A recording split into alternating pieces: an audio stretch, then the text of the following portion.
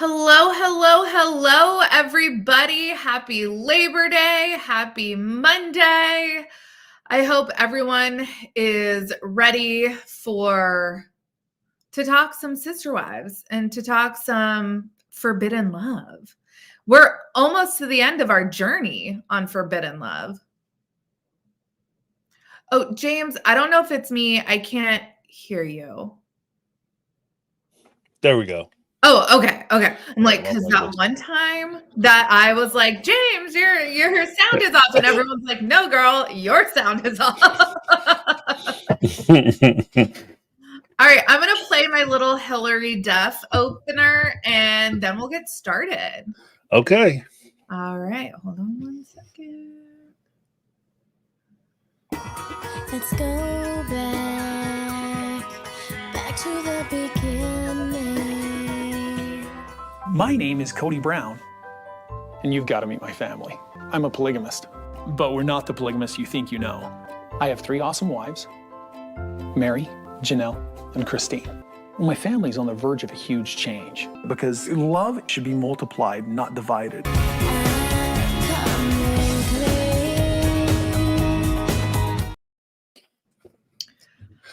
Love should be multiplied, not divided. I'm losing my mind. You know who is struggling with this whole multiplying love thing? This guy, Andy. This poor guy.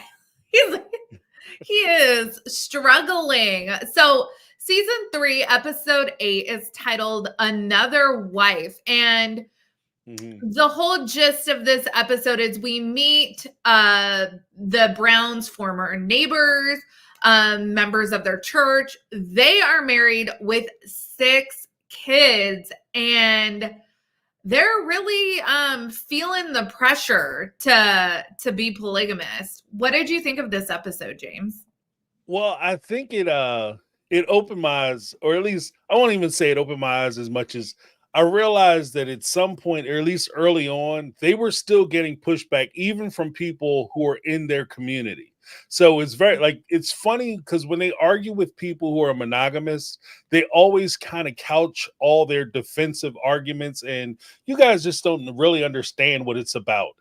These people understand what it's about, and they're both voicing a lot of the concerns that a lot of regular folks would have, mainstream folks would have about polygamy. So I thought it was, in that vein, I thought it was awesome. Yeah, what we will get to Andy and Nicole. First, let's check in with the kids. Hunter, we get a status update. He's doing a lot better. I'm really happy to hear that he has do you enroll in football, or he is signed up or tried out or whatever for football? Well, so it depends. He has an outlet. He can pretend he's beating up polygamy or whatever. But it's nice to hear. We get a really cute shot of him and Truly together, and just knowing that they have this special bond is so it's so joyful to see that. Also, Madison has made some changes. She's lightened her hair, and she's decided she's not going to have an attitude anymore. Right. Well, there's a point, though, I think is very pivotal, and I never really thought about it till you just mentioned it. I heard you mention it just now, and that's the description of Hunter. Like, without Hunter planning it or really putting any effort in it, he cast himself as a person who is tied to and bonded with his siblings. Like, it's really big for him. And you can see that throughout the series, that's actually the case, that Hunter is the one that is all about the siblings and a big family, and he loves his brothers and sisters. He's all about the family. But when you counteract that, there's a converse opinion when Robin describes him as, oh, when I told him I was pregnant, he was so against it, which gives the air, if without that information that, he's presented, like as a, for instance, in this episode with Truly, you would think that Hunter is the one who just doesn't like the other kids, and he's not about them. You know what I mean? And he's not about the family. So I think that that's a really interesting point too. Yeah, it really made my heart happy. I think as a parent, my mom used to say this to my brother and I all the time growing up, because my mom's very like, we don't know, our days are numbered, and you and your brother are all each other has. My mom doesn't really talk like that, but you get Right. the gist. I got you. She very much wanted to drive the point home that, like, my brother is the only person like predisposed in this world to have my back and like nurture that relationship kind of thing. And that's not to say, because as we see with the Browns, like with the parent-child relationships, if a relationship is toxic, you definitely don't need to. I would advise you should not nurture a relationship that is not serving you.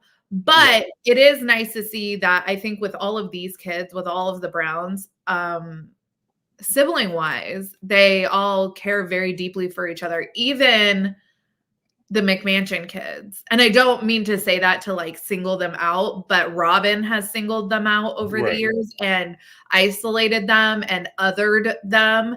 And to hear Gwen and McKelty and anyone speak about Dayton, Aurora, Brianna, Solomon, and Ari, like not on the show, they're very much, these are their siblings, full 100% siblings. So that has always been really nice to see. Right. And I think that's also a good point to make, especially from looking back at last episode when we were talking about it last week with regard to Mary yelling at the kids about, taking care of their siblings and trying to present the family as having even Cody at one point had said that the siblings have a culture of bullying one another. Yeah. And then to see like actual Hunter, he's coming over and he's being extreme. Like Hunter's not a small child. You know what I mean? No, he's got games. Right. Dude's beefy. He's a beefy cat. So to see him with a baby who is the most fragile is, you know what I mean? Like it's touching and it's endearing, and it goes directly opposite to the image that they were trying to present to the audience with the whole, you guys are a bunch of bullies, you heathens, you're savages running around taking advantage of these poor children. And then the next week you have Hunter feeding a baby. Like, I did not grow up in a big family. I have one brother. My best friend since childhood is an only child. So did not grow up in like big sibling environments. But from what I've heard about people I know and have interacted with people that have like 3-4 siblings, it's not uncommon for like 2 to be closer than some other. Like you might have a favorite sister or a favorite brother, dare you say, that you're just vibe with more than the others. I don't think that's uncommon. So yeah, to see that had to have just burned Robin's booty, because to see Hunter like giving all this attention and affection to Truly, and he wasn't excited about Saul's her pregnancy with Saul. How dare he? Right. The chosen one. How do you celebrate this mongrel when you didn't hip hurrah for the chosen one? Like, I think that's a really good point. I think that might have been another thing that just kind of burned her up, especially after she watched it, because it was like a little bit when she mentioned it, that all of a sudden she had this big problem with how Hunter wasn't excited and how he didn't celebrate, and then all of a sudden, because according to the book, what Christine described, she said that Hunter was using Truly as kind of a pacifier. So when he would have a rough day or he was having a tough time with the transition from Lehigh to Vegas, he would come over to her house and hang out with Truly. And in fact, she referred to it as Hunter had to get his Truly time. Yeah. Where he would, spend that time with Truly. So this wasn't like a one-off thing. So I'm sure Robin knew about it. It was completely aware that this is how Hunter was conducting himself. And so when she said she's about to have a baby, to your point, and he was, he's standing there and he has a stone face. She, what the hell? Yeah. Yeah, Robin's always just been jealous, jealous, and has to be. The thing is, and I guess this is what we see, what you should strive for in polygamy, right, is equality, but it's never that way in practice. Right. I mean, in Seeking Sister Wife, and I've never seen it where someone really gets it real equal. So right. KM, thank you so much for the for the super chat. I'm stumbling over my words. You mean nobody can make him, Hunter, move and ruin his life right when he's doing something he loves? What a nice change for him. I was shocked to hear that it had been an entire school year of these kids needing to adjust. That sucks. Yeah. And you know what makes it worse is that we were only given a glimpse of how they would shuttle these kids around. So there is something to be said about, the feeling that you don't have connections or ties to your community or long-lasting friendships, especially when you can look back and say, the reason why I don't have these connections and long-lasting friendships is because every time I started to form one, you guys packed our bags up and shipped us off to somewhere else. So I never did have that sense of home, that sense of security, that sense of self. So it's amazing to me. I mean, to be honest with you, completely honest with you, it's amazing to me that these kids turned out as well as they did and as well-rounded as they did and as solid as they are, given the transient nature of the family. Like every time they turn around, apparently, like the longest I think they stayed anywhere was at the Lehigh house. And then before that, and then after that, they just bounced around. Yeah, I mean, at one point, Janelle lived in a teepee. Mm-hmm. Wow. At one point, the family moved, and Janelle was like, "No, thank you," and kept all of her kids with her. So, yeah, this family only knows traumatic disruption to their lives. It's really sad. Right, and I think that's actually what their, I guess to quote the Batman, or Bane, their victories made them weak because they did it so many times, and especially with moving from Las Vegas to Arizona, they had done it so many times to their kids, and their kids seemed to be turning out really well. That what's the harm with one more move? And I think that move from Las Vegas to Arizona did a lot of lasting damage to a lot of the kids. There's totally reasons why people have to move. Parents get job opportunities or transferred. Military families deal with deployments out of the country. I mean, very world-changing moves happen a lot. But there's typically a reason, and Cody never has a reason. And usually it's not uprooting your kids.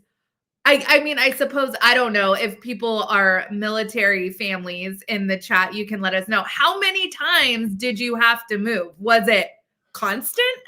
like how Cody's moving his family? It just seems so... I mean, kids crave stability, whether they realize it or not. And because that's the weird thing about it too, is that usually, even if it was like a military situation or as a financial situation, it's different. And typically those moves aren't accompanied with a slogan.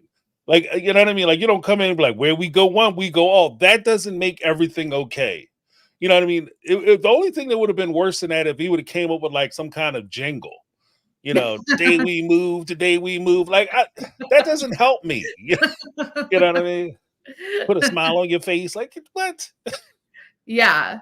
Oh, we have some feedback from our military families.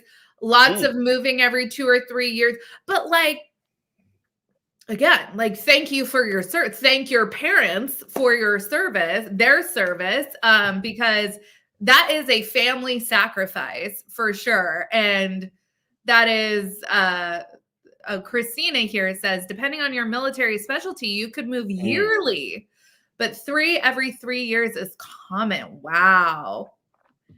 Yeah, I can see that. Wow. Jen says she went to 3 different second grades. Wow. And honestly, like that is such a sacrifice and that these families do. That is truly for non-military families like myself, truly appreciative of that. But it's nice to see that these kids are adjusting to Vegas. What's really funny too is how much shit like Logan and Hunter talk about Vegas, and both of them live in Vegas now. Right. Isn't that funny? I hate it here. They never left, you know. Oh yeah. So they all and especially Logan was like, I'm going back to he's like, I'm going back to Utah as soon as I can. But he met Michelle and he settled down in Vegas. So well, a good woman will change her mind every time. Like that's just True. You know. All right, let's talk about Andy and Nicole. So these are the Browns' former neighbors and very active. Apparently, Christina's telling us that they were both both families were active in church. They were doing Sunday school together, but Andy and Nicole never entered the principal. They never took another wife. I found them fascinating. What was your take on them? I did. I thought they were fascinating. I thought they looked good together. I know that's a weird thing to say, but yeah, like it makes sense. You look at 2 people and you go, "Yeah, I get that." Right. I see their relationship, and more to the point, I see their love and compassion for one another, and I think that the best thing that they did for themselves, even though they were curious about the principle and were interested in possibly pursuing it, I think the best thing for their marriage was that they didn't pursue the principle, because I think it would have destroyed what they had, you know. So I think that the reason why their bond was so strong was because they weren't trying to spread themselves out amongst other people. Yeah. You know.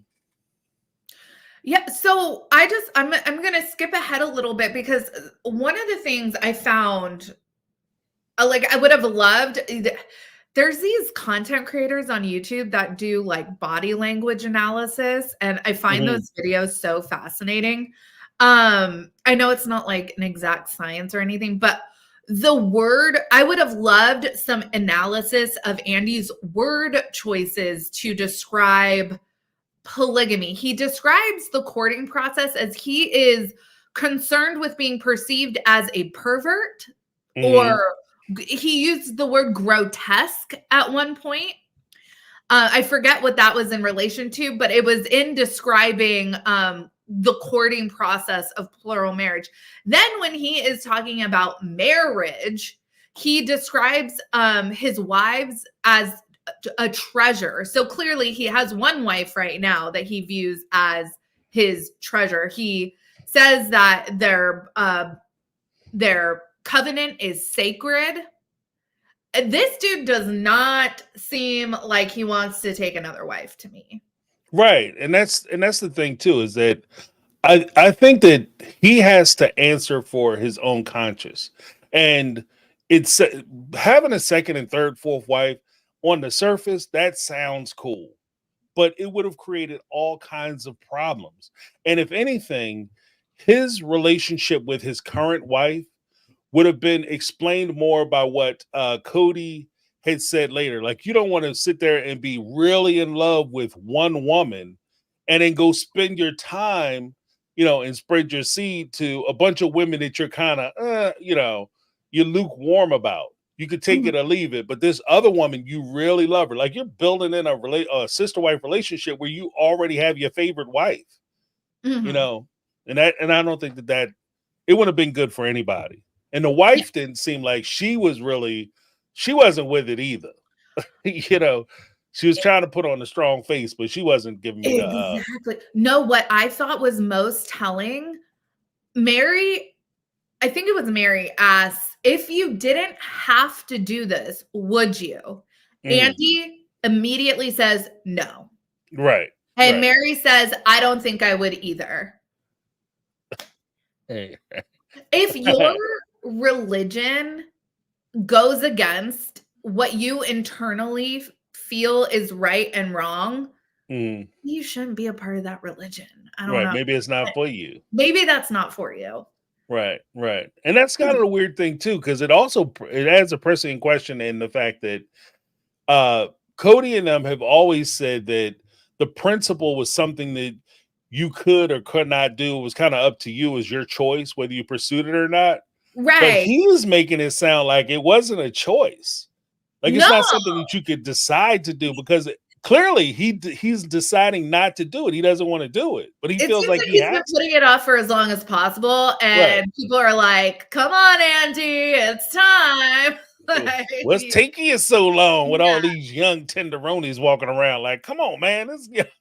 He is very aware of the perception, especially of men in polygamy. And he does not want to be perceived as a creep. Mm-hmm. He's talking to Cody like off to the side, and he's like, I'm not gonna go for an 18-year-old.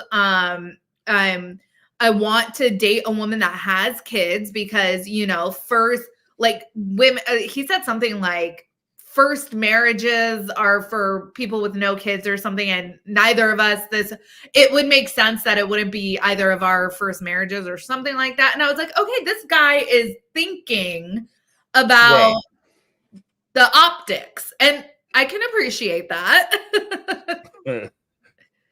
And because it becomes complicated, because too, like he's bringing in women with children, but he's not including the other parent. So I'm not sure how that would work. And then Cody's gonna be like, well, let me show you how to get rid of right of an ex-husband. Show you how to drop wives. Yeah. But it's just like, even the way he described it, like, it's something that clearly he's not about. It's not something that's for him. He's not excited about it. And if your heart isn't in it, it's definitely something that you shouldn't pursue. Marriage, pregnancies, things like that are something that you shouldn't do. If you kind of have a question of whether you could or you couldn't, or Monday you can and Sunday you can't, then it's something you shouldn't do. You know what I mean? And I mean that, because I think even he realized that if he tried to do a marriage, it was going to ruin everybody's life. And that's why it took him so long, I would love an update on Andy and Nicole. Like, I'm positive they did not pursue polygamy, but I would love to, where are they now with them? Because, okay, Andy and Nicole have 6 kids. This is not uncommon, we learn in the AUB. Mary's parents had 6 kids when they decided to enter polygamy. Cody's parents had 10 kids. That is wild to me, that you could have, it seems like, and I don't want to like get too controversial, but it seems like some dudes who just want to dip out on their family. And instead of doing that, they just like take another wife and try to dress it up. They try to put lipstick on it and make it something it's not. Oh, we have a commitment. This is serious. Like, what? Because we know that Cody's dad dipped out on his mom. We know that Cody dipped out on the OG3. I'm thinking probably Mary's dad dipped out on her mom. I don't know. But that Christine's seems to be dad. What? Christine's dad did the same thing. Right. So you got a point. There's a point there. Like, I mean, I'm watching Presumed Innocent right now. It's on Apple Plus. So, oh my God, it's so good. I have 2 more episodes. So no spoilers, but because the whole season's already out. But it's Jake Gyllenhaal, and he's a total like asshole. Like he's cheating on his wife. And he has like kids, but he doesn't want to lose his family, but he also is like stalking his this woman. And I don't want to give away the story, but like he wants to have his cake and eat it too. And it's like, you're just an asshole, my dude. Right. Like, Right. I'm like screaming at the TV last night. Jake Gyllenhaal's wife has this opportunity in like over the course of like 2 episodes to basically get like a revenge hookup going. And I was rooting for that so hard. I was like, I want her to screw this bartender so bad, right? Right. Anyways, we digress. But it's like, if you people can and I know we have some people that join us in the chat that that are polyamorous or who are non-ethically non-monogamous, which is different than this fundamental polygamy that we're discussing. So what is mind-boggling to me is that it seems like one relationship isn't working, but you're too chicken shit to cut it off. And we know Cody is top tier chicken shit. Right. And that's the whole point too, is that with Jeff, I think his name is, with Jeff, his relationship is working. And you love and you care about Andy. Yeah, Andy. Yeah. I'm sorry. He could be a Jeff though. He looks like a Jeff. Andy Jeff. Jadandy. He's Jadandy now. Yeah. But with Andy, like his relationship is working. And your heart isn't in laying with and being with another woman. You don't feel the need to go out and pursue a whole bunch of other women. You know, so that's where you have to kind of spine up and take a stand where it is you stand at and what's going to make your life better. You going out getting an additional wife, is that going to make your life better? You having additional children outside your marriage, is that going to make your life better? And if it's not, then don't do it, regardless of what people at your church say. Because at the end of the day, they're not going to have to live your life and take care of them kids and that other woman. You have to do that, you know? Right. So because the way they described it and the way even the wife had said, you know, I like having my husband in my bed at night and knowing where he is and what he's doing. I like that companionship, that unity that we have as a family. And she would have to give that up because that other woman that he brings into the family, she's deserving of that attention, time, and affection just as much as you are, because that's the nature of your relationship. Yeah. And if you're not willing to share, then don't share, you know?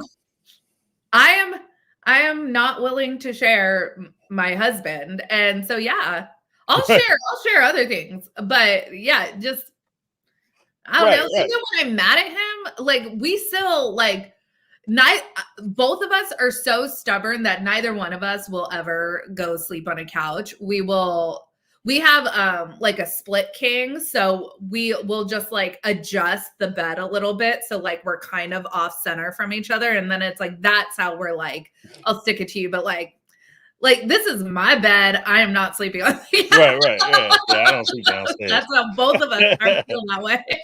I pay for the whole house, but I'm not sleeping in none of the other rooms. We both contributed to this bed. Neither one of us are taking the L here. Like, I'm not your roommate, so exactly. I'm not doing that. No, I appreciate that. And then, like I said, it's that it's the loss of companionship, the loss of intimacy that they would have. Like, because and even with the way that Robin pursues the relationship, because you have to work those things out too. But the way Robin pursues the relationships, there would be a whole side of your husband or your partner that you have no idea about. He's living a whole separate life with a whole separate person that you have no idea what's going on with him and how he's doing and what he's doing and who he's doing. Like it's hard. Like it's a hard thing. Mm-hmm. Andy says a couple things that I'm like, ooh. He goes, you guys used to live all together in Lehigh. Now you're all separated. It's almost like a divorce, and the wives have shared custody of Cody. This made the wives go, oh my God. Like Christine was like, my jaw was on the floor. I was like, but is he wrong though? Is he wrong though? Right. Is it the accurate description that has you upset, or the fact that you didn't realize that it was so accurate? Like, you know what I mean? Like, what are you mad about exactly? Because he's telling the truth? Yep. And then what was the other thing he said? Hold on, let me find it in my notes.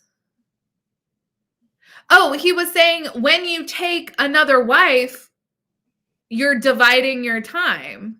Mhm. And so I'm like, so is love really multiplied? Because it Right. doesn't really seem that way. Yeah. Well, your love could be multiplied, but the clock and the time isn't. So Yeah. He says you cut your family in half. right, right. Yeah, they were clutching their pearls at that too, which didn't Yeah. make sense because they literally, especially Christine, you literally complain about Cody not spending enough time with you. Mhm. Like you literally complain about that.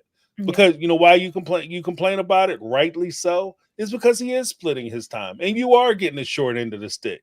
And you Mhm. aren't seeing him as much as you want to or should, Right. you know? And Yeah. he was killing him with that sandwich. Like, because I noticed you talking about he's standing there holding a hamburger, asking these questions and making these comments and observations, taking Yeah. shots. And I'm like, he's killing them in the barbecue with that damn sandwich. Like he clearly was brought out so that the Browns could like reaffirm their faith publicly. And he is just telling us all the reasons why sounds like a really bad idea. Like, Right, why would right. anyone want to live this way?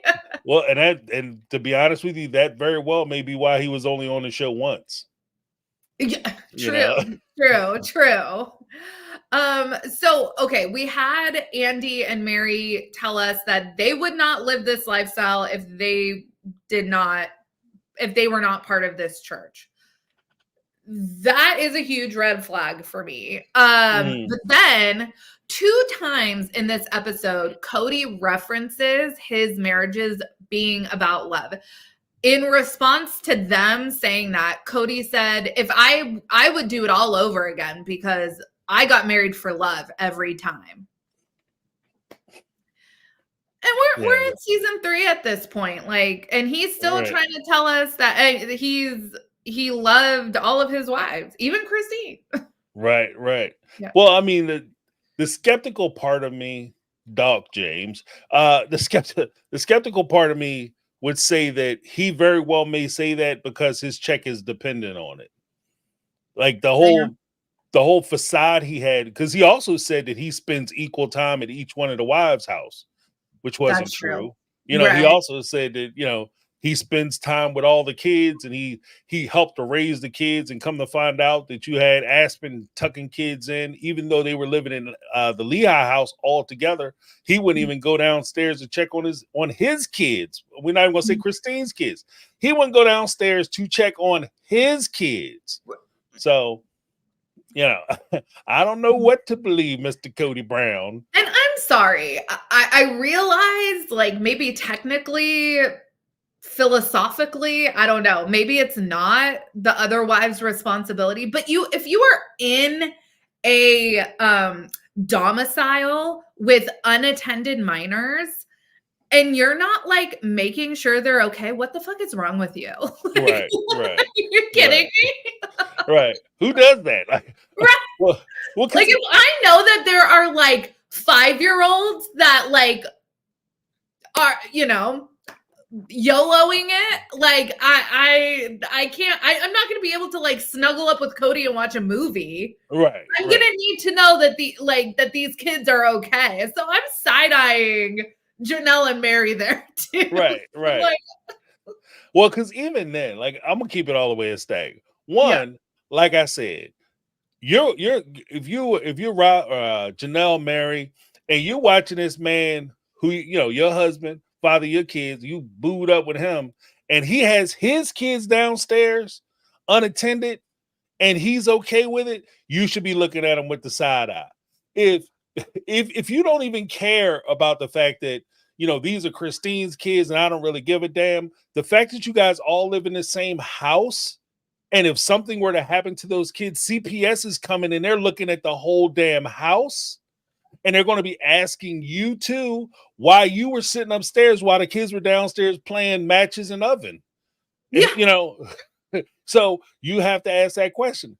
Third thing, if I know that I'm actively breaking the damn law, I know I'm breaking the law. I'm not trying to put myself in a position where I have contact with the police unnecessarily.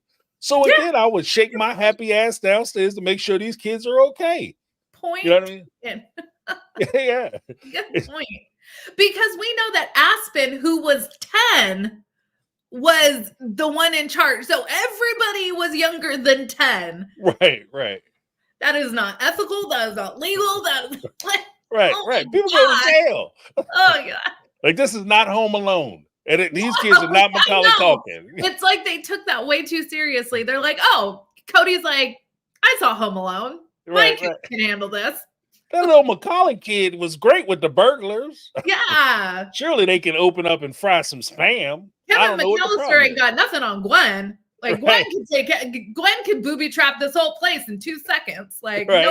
no problem. That's why I just did like from that point, I just don't get it. Like I said, and that's not even that even doesn't even look at the fact that, like you said, you guys are all supposed to be sister wives, one family under one roof, and you're supposed to be their mom too, and you're not looking out for them. So, I mean, I don't know. I mean, ultimately, like, Cody, these are your kids. And it wasn't like Christine was leaving to go like to bingo. She was leaving to go work a night job. Like it wasn't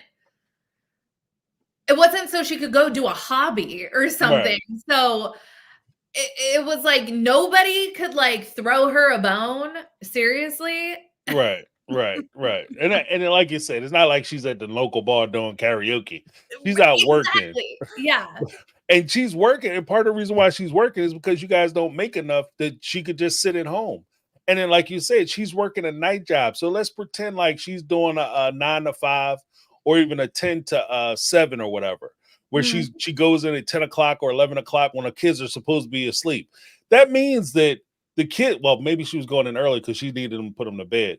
But if she's going in and she's working overnight and you're not going down to check on them, that means that if something were to happen, you wouldn't realize that something happened until the next day when Christine came in and found somebody, which is insane to me. Yeah. You know what I mean? And imagine being like, you were next door, like asleep in the next, like, that's so gross. Yeah. Or you're too lazy to get off your ass and, because the movie or TV show you're watching is too good. You can't go check on your children. Like, and especially the way stuff works out, it won't even be like an instantaneous thing. Like, boom, bop, kid gone. They'd be, oh, well, we did an autopsy and it turns out they were on that floor waiting and crying for help for 7 hours. You're going to jail. Like, you're going to prison. Like it's the stupidest thing. It's the dumbest reason in the world to go to prison. I know. It kind of reminds me of those like kids left in like hot car stories where it's like, how long were they suffering until they finally mercifully, passed away? Right. And it's like, anyway, I could go off on like a whole tangent that we don't have time for. Well, because even then, one question that everybody asks, anytime you open up the newspaper or you sit on the front page, the one question everybody asks initially is, what was so damn important? Like, what was so important that you had to leave your kid in the car and you went in the store for 2 hours or 3 hours? What was so important that you couldn't leave the walk down the steps or down the hallway to check on your kids to make sure they were okay? Because I've always taken a position that things aren't like, oh, well, James, nothing happened. It's not a big deal. Things are never a big deal until they're a damn big deal. It's not a big deal until something happens. Then everybody going to criticize every little thing you did that night. So. Yep. Yeah. So we get this kind of tangent off to the side where we start talking about Warren Jeffs and the FLDS and how the AUB is just so different than the FLDS. And I'm like, but are you though? Because Cody, in the book, you kind of courted a minor. Like, so how different are you really? Right. Well, he didn't marry her, so it didn't count.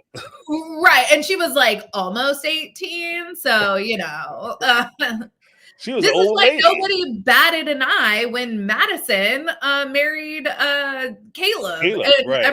we all love them together, but that was weird. Made me Yeah. uncomfy. So Yeah. I will die on that hill. Right. Well, because it's easy to overlook because they are a cute couple, and I do think that Madison is Caleb's person and Caleb is Madison's person. But the way they came together, yeah, it would have gave me pause. It would have gave me pause. But it didn't give everyone was like, and you know what's so funny is rewatching like those episodes. These parents are over the moon about Madison and Caleb. And then Mackenzie comes along, who is like 5 minutes younger than Madison. I don't know. She's like 8 months younger than Madison. And she's also wanting to get married. And then they are like, no, you're too young. You're too like spontaneous. Like, it's a completely different reaction. It's so sad. Like, oh, hell no. Yeah. Yeah.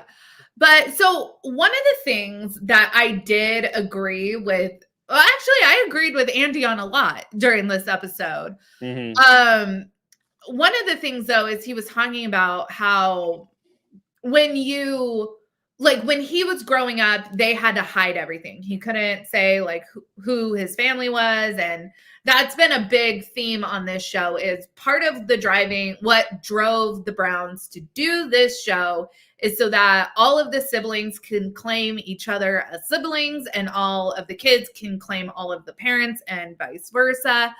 And there didn't have to be this secrecy.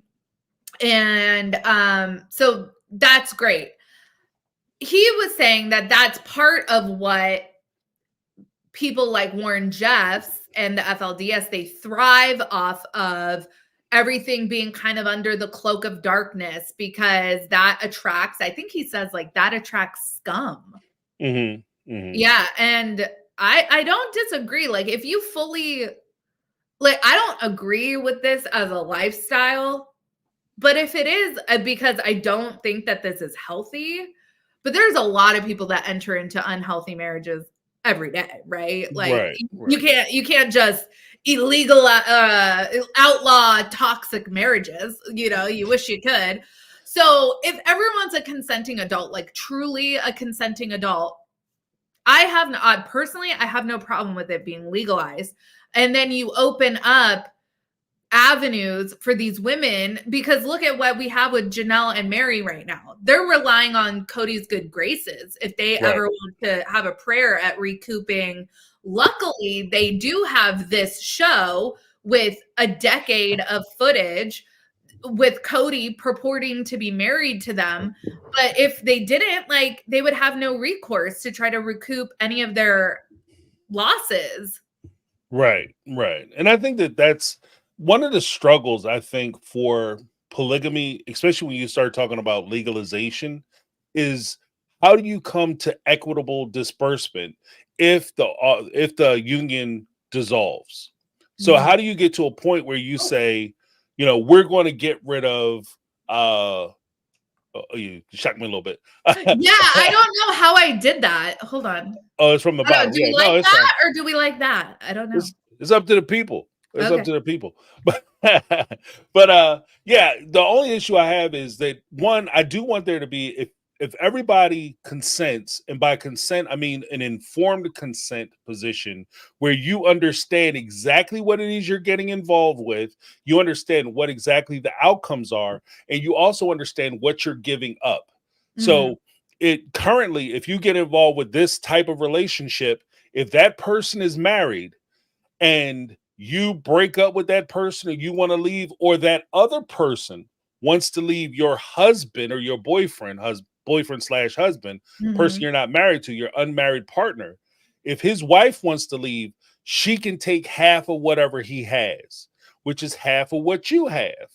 So, and there's nothing you can do about it. Also, if you decide to leave, you typically don't have any recourse to be able to walk away with anything that is in his name or in his wife's name, even though you may have helped to contribute to it, helped to build it up, or whatever the case may be. And I think that that's the part of polygamy. If they're serious about trying to legalize it, it's that hurdle that they have to cover.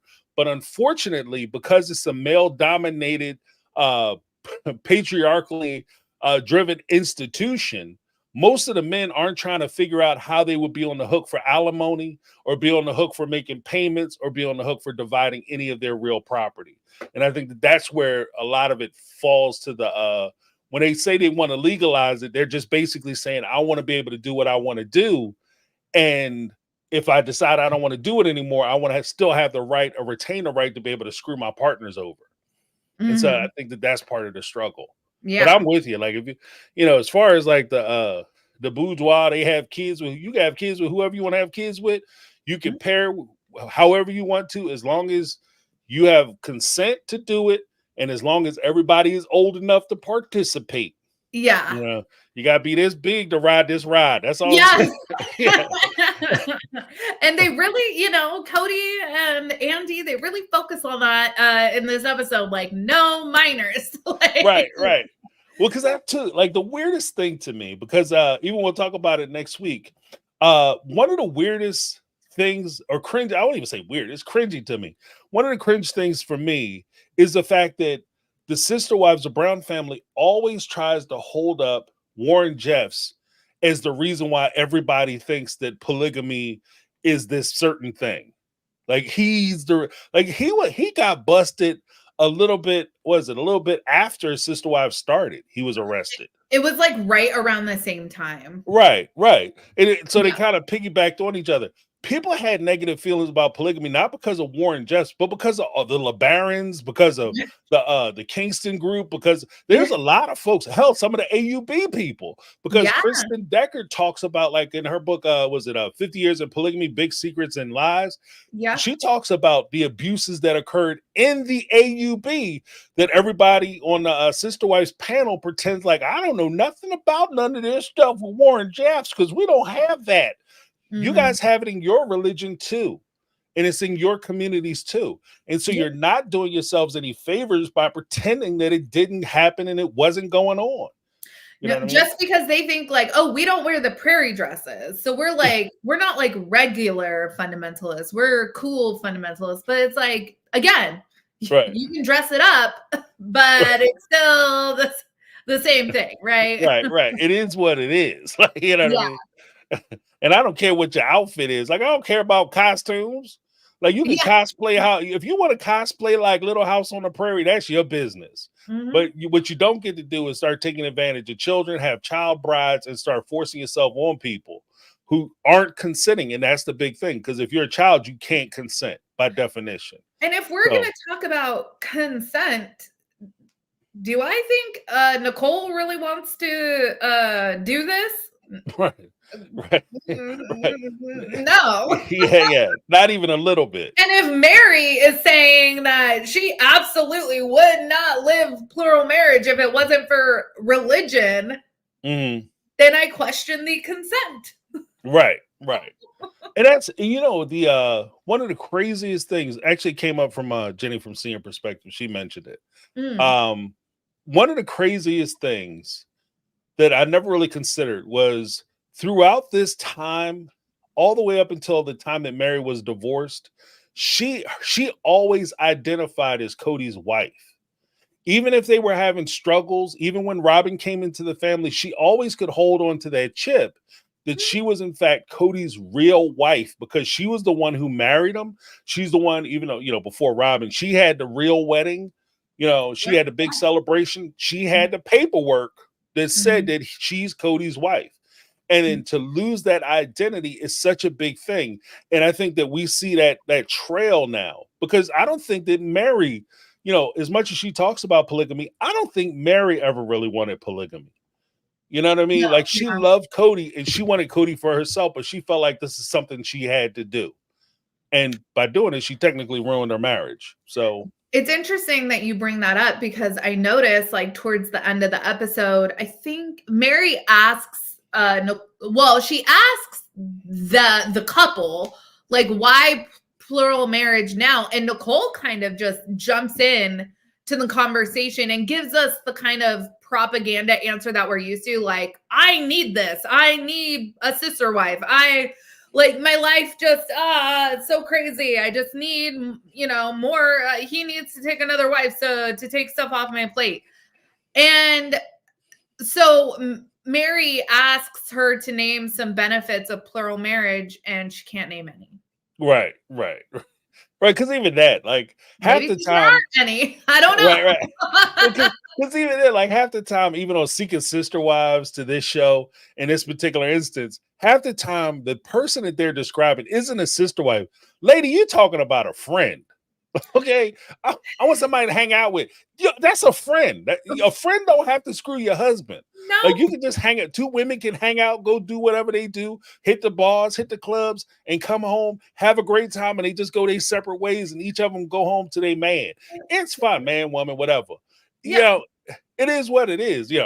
Top drawer treasure. But the whole thing is, even with I need some help because things are getting kind of hectic. Lady, that's called a nanny. Either a nanny or a maid. Or, like, do you have like, what does your support system look like? Like, do you have parents? Do you have siblings? Do you have that could babysit? You're part of a church. Are there other people in your church that could, like, watch your kids from time to time? Do they have to then bone your husband? Right. Is that the prerequisite to getting a babysitter in the AUB? Is that just like how it goes? Right. Or, instead of doing like the whole, you got to give them your husband, you can take more of the traditional, maybe mainstream route by giving them these little pieces of paper that they call money. You can do that. Right. Oh, no. You are blowing my mind, James. Right. That's of the devil. What? But then how am I going to acquire my artwork? Right. Exactly. Who am I sending to work to make money for me? I know. Yeah, I saw your video too, that $140,000 tab. Oh, woo.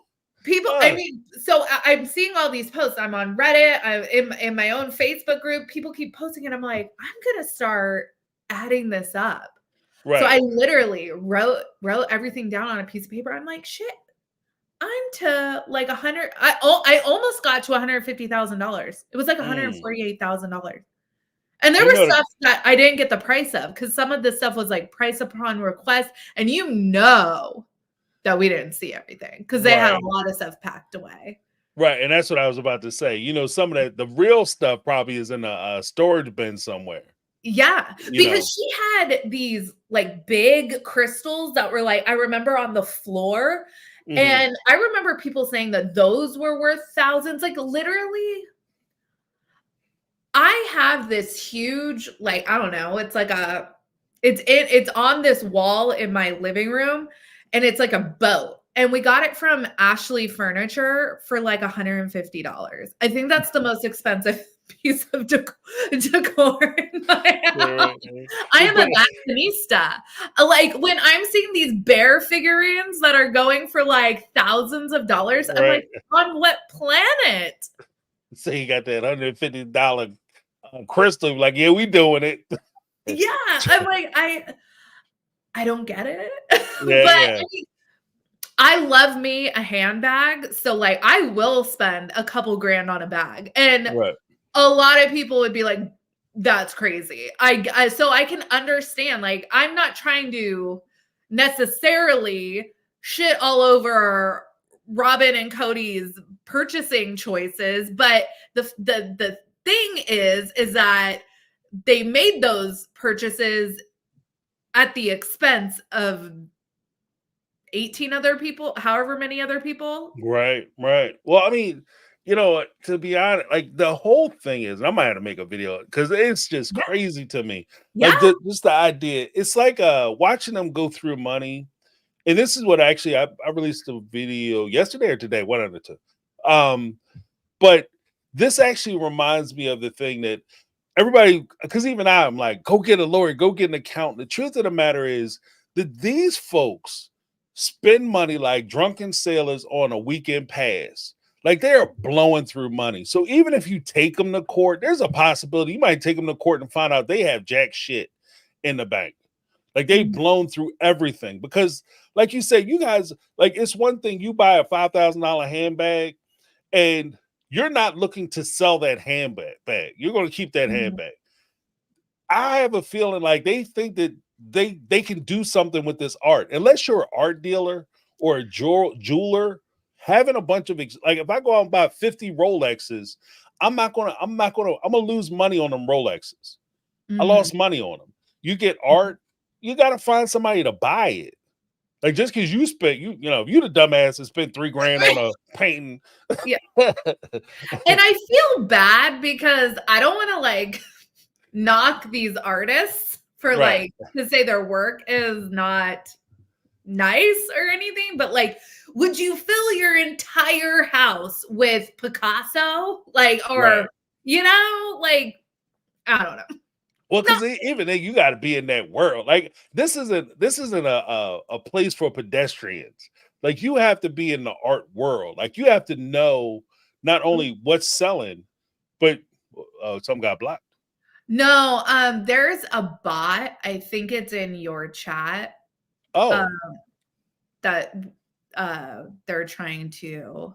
What's Sorry, the bot? I was seeing if I could take it. Oh, they're promoting Kamala Harris. Like, yeah, there are definitely worse bots out there. But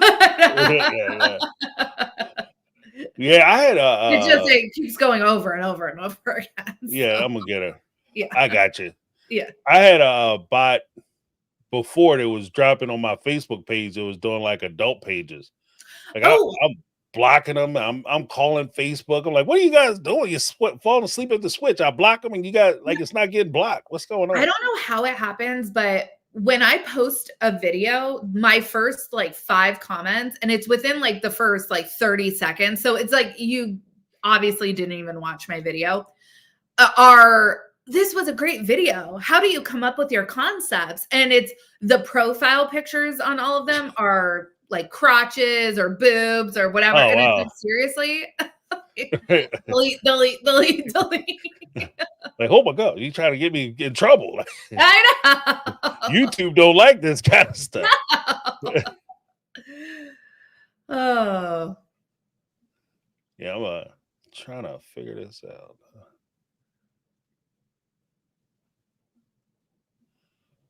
I gotta get my oh, here we go. Well, you're looking into that. We'll just wrap up this episode with Cody, who invokes the L word again because he says, you know, I can't intellectualize or quantify how I love my wives. That's what he says. And I feel like you can now. Right. I think I got him. But yeah, you know what? I think it's a weird place where you say, like, I can't quantify my love and I have them and they're amazing. And what are you gonna do tonight, Cody? I'm gonna well, I spent last night with Robin and I'm gonna go back over to that house like you just did. Yeah.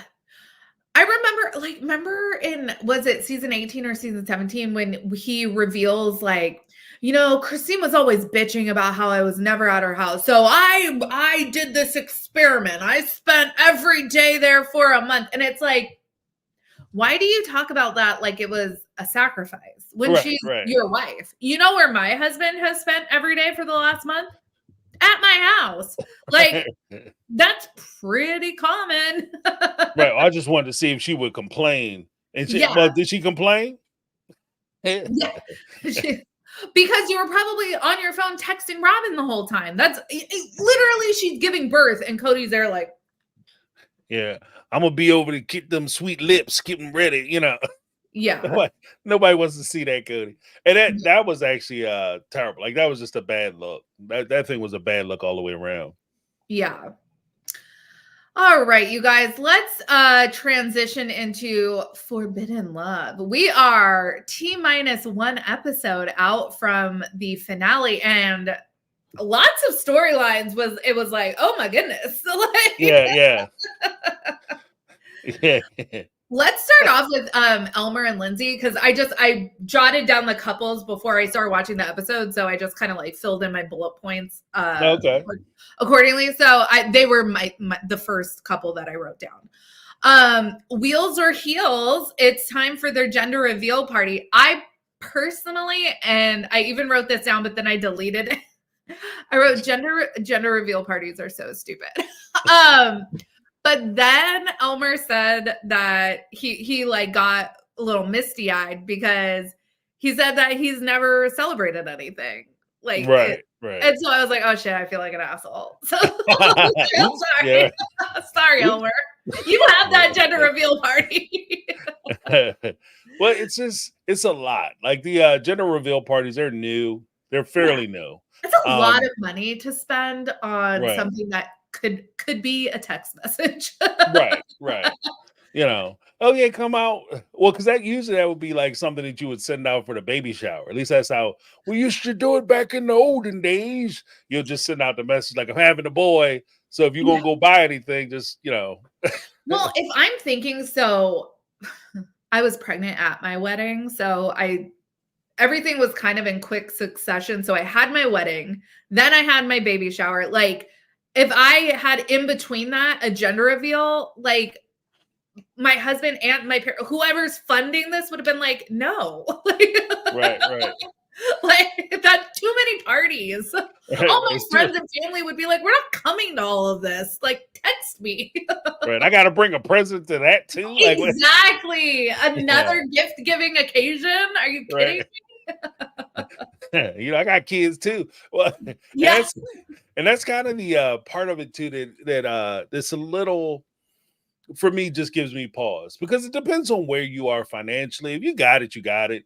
But if you are in a situation where you're trying to put it together, particularly if you're a young family and you're just starting out, then it doesn't make sense to me to have that one more party, that one more thing, especially being as though you're about to endeavor on one of the most expensive things that you could possibly do, which is having a child.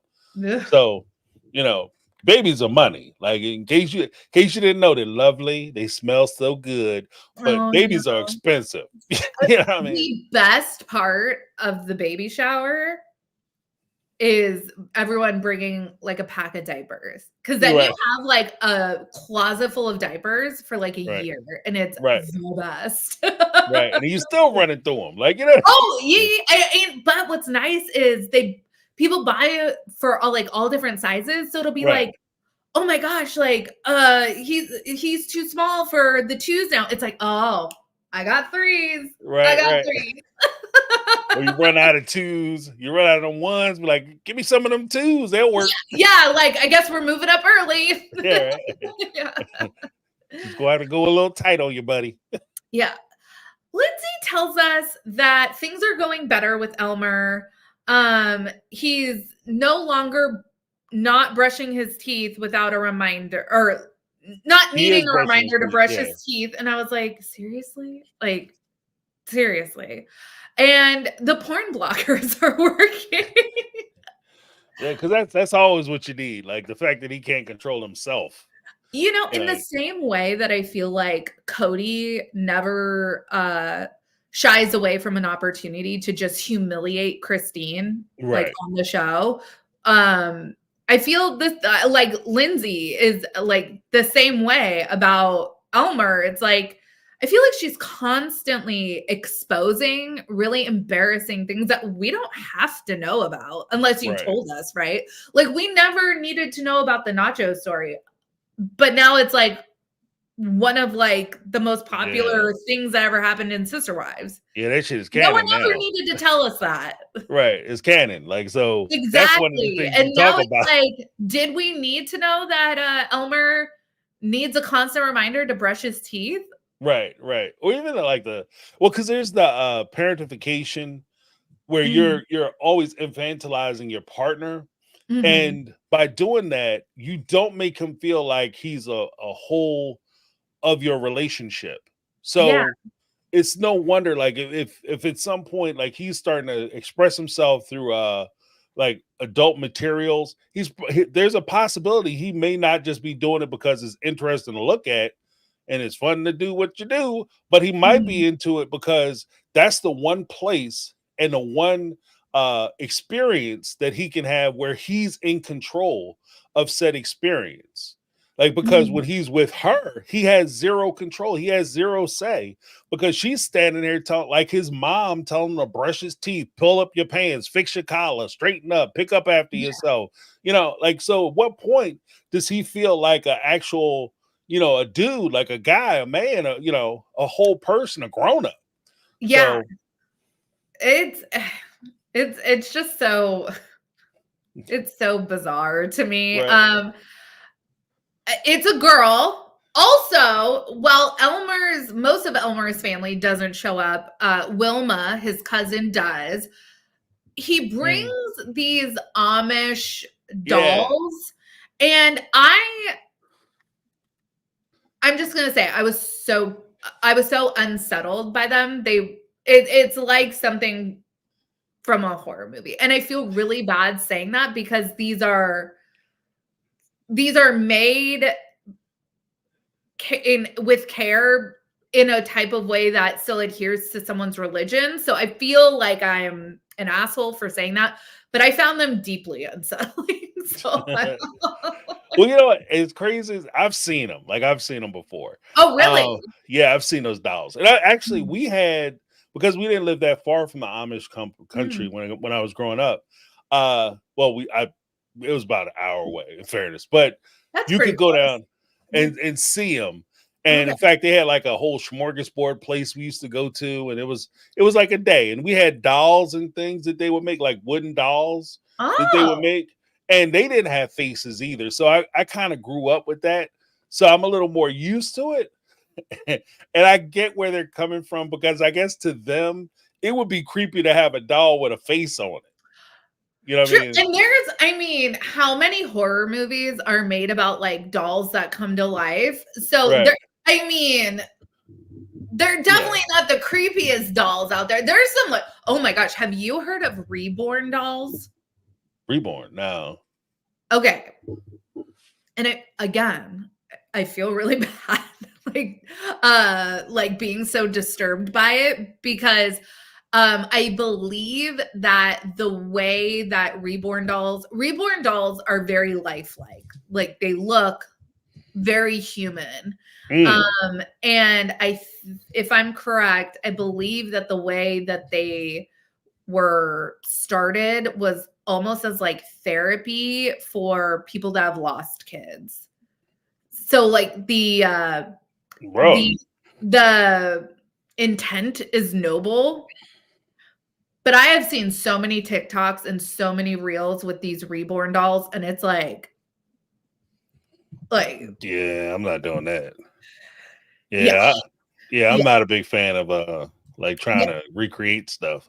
Yeah, they're like the weight of a newborn. They have like lifelike hair.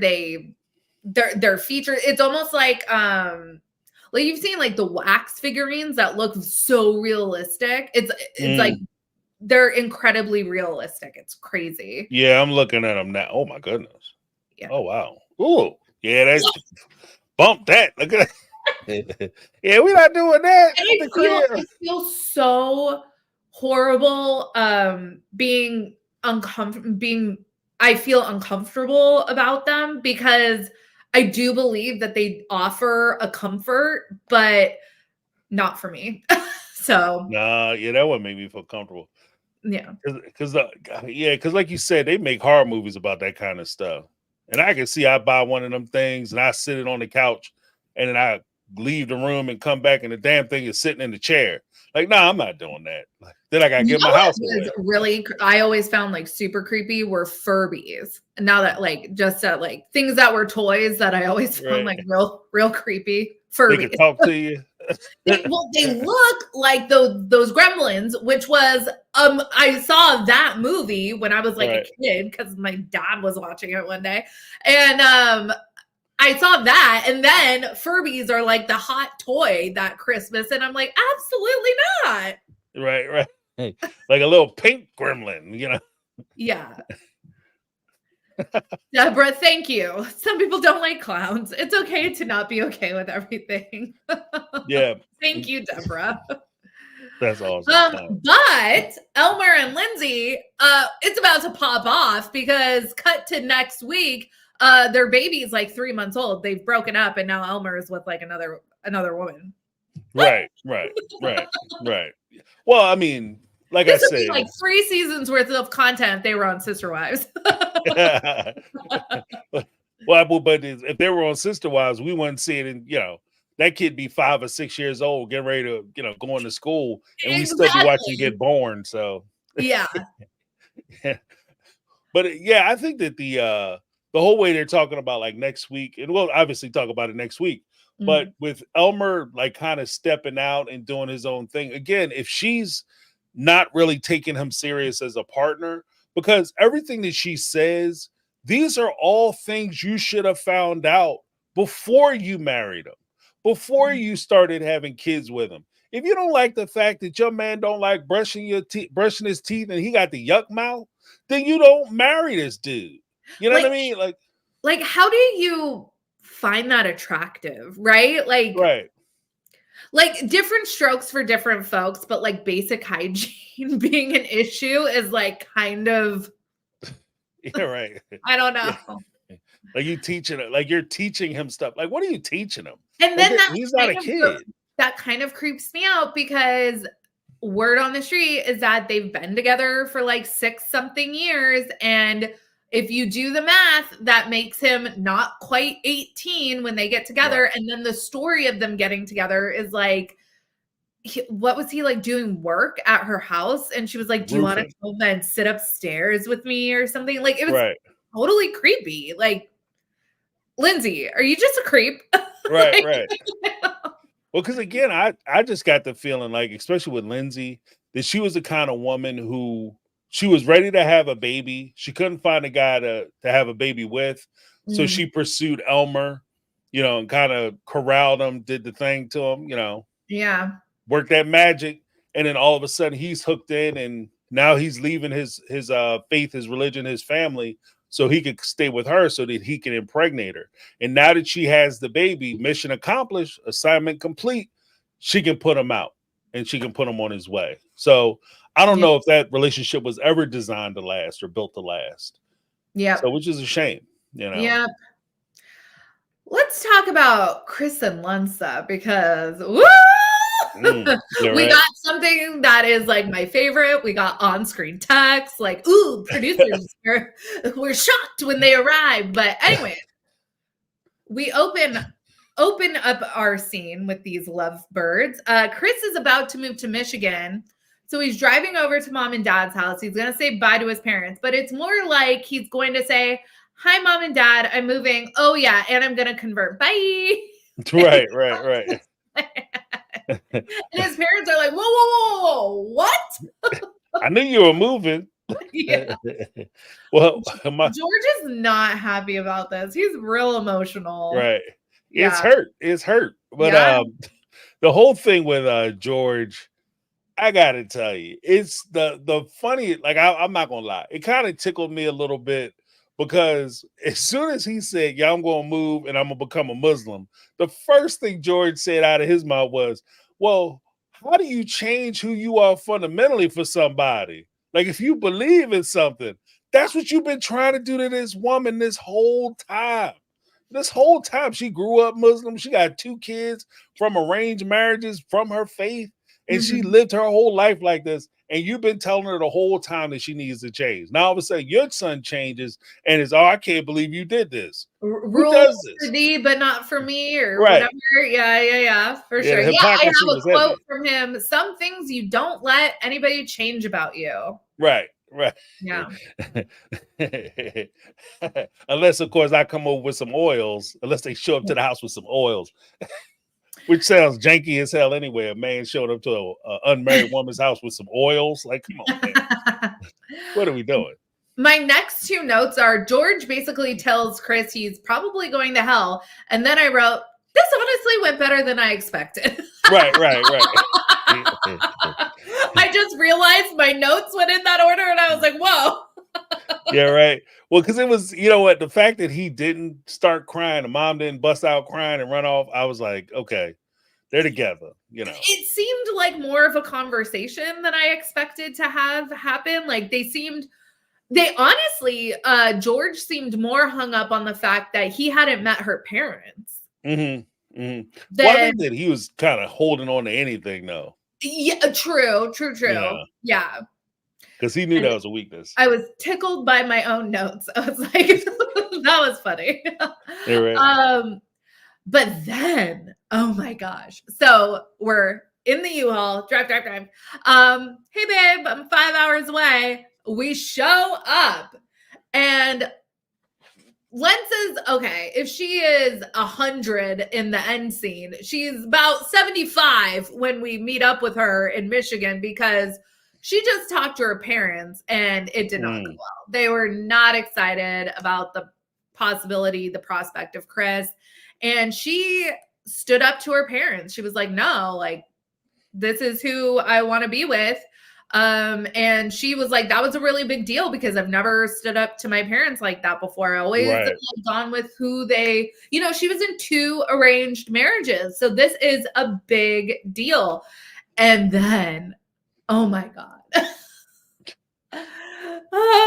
Cut to 12 hours later. Right. Like the SpongeBob music sometime later. Producers arrived at the apartment to find Chris and Lensa arguing.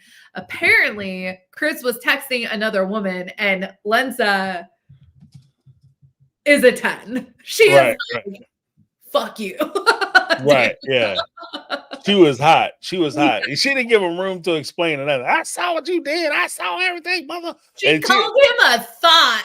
Right. And the craziest thing was, like, the whole introduction to Lensa was, I'm this sweet Muslim girl and I believe in my faith. But by the time they get to this episode, she like, look at you so-and-so, Mickey Ficky mother, what the hell, mama, racka-mucka-lacka. And she's cussing this dude out like a sailor. Like, she's not in missing the hallway of this apartment going with like producers, other residents, I'm sure. Yeah, she could give a damn. She was fresh out to give a damn. And she was reading this dude the riot act. Like, she was going in. Like, she was going in. Lensa lost her mind. That religion went right out the window. Right. Oh my goodness. Yeah, I was like, dude, you just drove. I mean, how long is the drive from where they were in Cincinnati to Michigan? Yeah.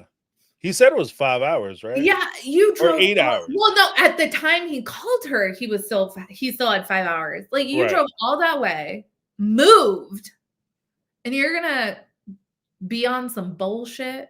Yeah. Well, here's the weird thing about it.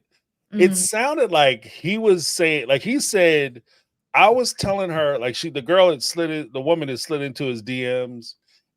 This is according to him, of course. Like, I don't know how much stock we can put into it.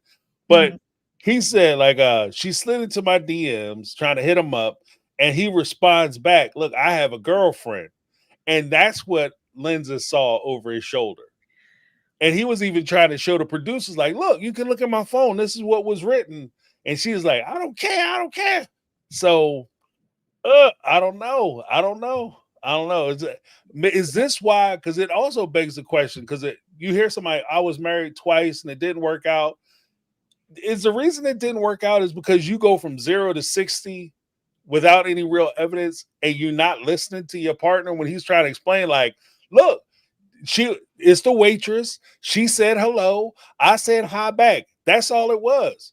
I wasn't trying to pick her up. No, I saw the way you was looking at it, you maniac. Who you think you are? You think you playing with me? I'm gonna go out there and key your car. Baby, I'm just trying to explain to you. I wanted a drink. You want a drink? You ask me.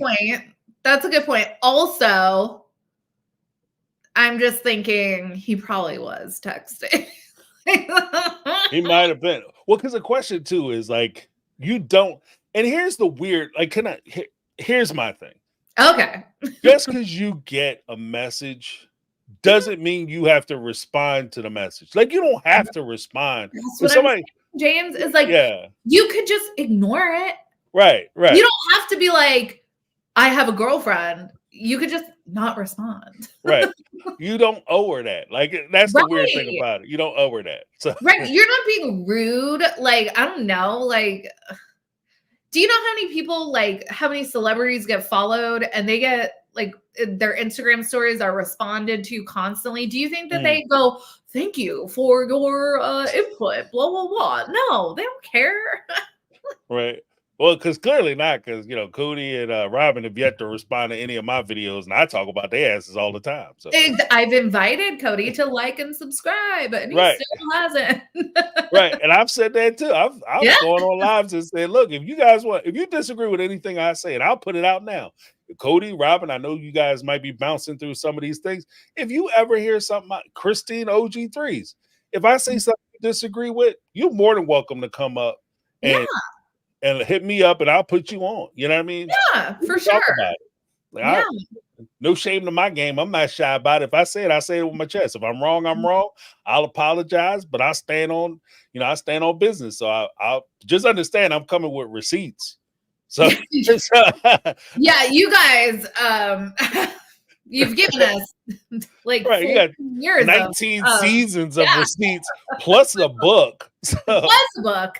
right. So if you want to do that, we could do it. But I'm just saying, like, it is what it is. But with this, my man, you don't have to. And there is a point too where you can run things through the filter of, yeah, you could do this, and there's nothing wrong with it.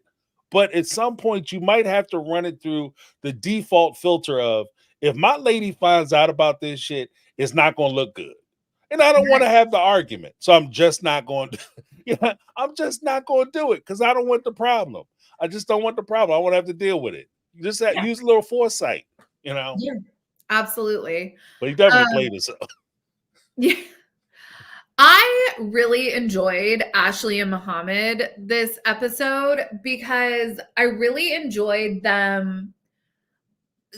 They went to mosque. They're talking to this other Muslim couple, and basically this older Muslim man was telling Muhammad how he's not translating things, like he's not interpreting what the Quran is saying correctly. And so it was really interesting to me that my note was, ain't that some shit when people get willy-nilly with scripture? Reminds me of Cody Brown. right. Or you just take the part you like. Right. Like he was like, hey, no, like obey that's not like, okay, that's what it said, but like it's not a direct translation, and it's more like listen is what, like, you're supposed to listen, and you're supposed to listen to each other. Like, she is your life partner. She's not your servant or your slave. And I was like, this is such good education for us to see on the show about like what gets misinterpreted in scripture, especially, I feel like Christianity is represented a whole bunch in mainstream media, and the Quran, I feel like not so much. And so to actually have someone who's to sit down and say, no, this is actually like what that means. Right. And it's not what mom is like, she's going out at night, and it's like, well, like what? The guy's like, why is that a problem? Right. What, are you afraid of the dark, or what's what's going on with you? But I think that there's also the point too where there's a couple things. One, when you look at it to the translation portion of it, I'm a big fan of understanding where they're coming from. And what he's saying is that this is not a religion where just because you have this faith that you now have a dog. He's saying, like, this is your partner and you're supposed to respect each other. This is actually the tenet of any good leadership role. So even if you see yourself, you're the man and you're the leader of the house, being the leader does not mean you just get to tell people what to do. And I think that that's the huge switch that even Muhammad, he's still arguing like, no, he just didn't want to hurt your feelings. You're supposed to obey. Yeah, now she's like, this just went way over You didn't retain any of this. Right. You didn't hear nothing the man said. I was sitting there. Right. I was there listening to the man say that that's not what it means. He don't know what he's talking about. Yeah. But isn't that the guy you said was the expert? Yeah, he's not an expert anymore. Not if he says stuff I don't like. Oh, forget that. Forget all that. He don't know what he's doing. Let's go find someone else. Right. My brother's an expert. Yeah. This guy wasn't saying what I wanted. Exactly. Exactly. And here's the ironic part is that he would take the position that her family, when her family talks about the religion and the faith, they talk about the fact that he has this power over her and he can tell her what to do and she has no rights and no autonomy in this faith. That's why they're against this faith. And he sat there and tried to say, no, that's not what it's about. Islam is a beautiful religion, et cetera, and she has all kinds of freedoms. But then when rubber met the road, all of a sudden you flip the whole script and you are exactly what her family is accusing you of. And I thought that was actually the sad part, because there are Muslims who do follow more the tenets of Islam, which is closer to what the gentleman was talking about. And they don't, do what this guy is Muhammad is talking about. So I think that he's a poor representation of the faith, from that regard. Well, and it was funny to me too.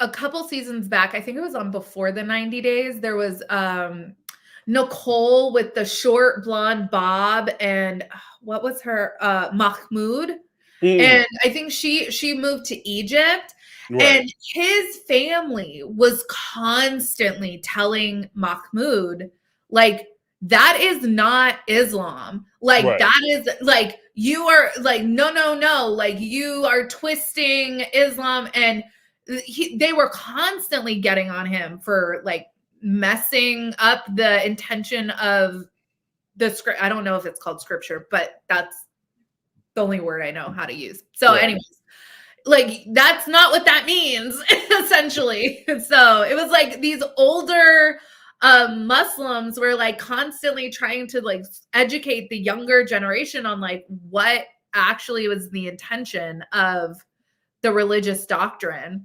Right. Well, because I agree with something that Danny Town said.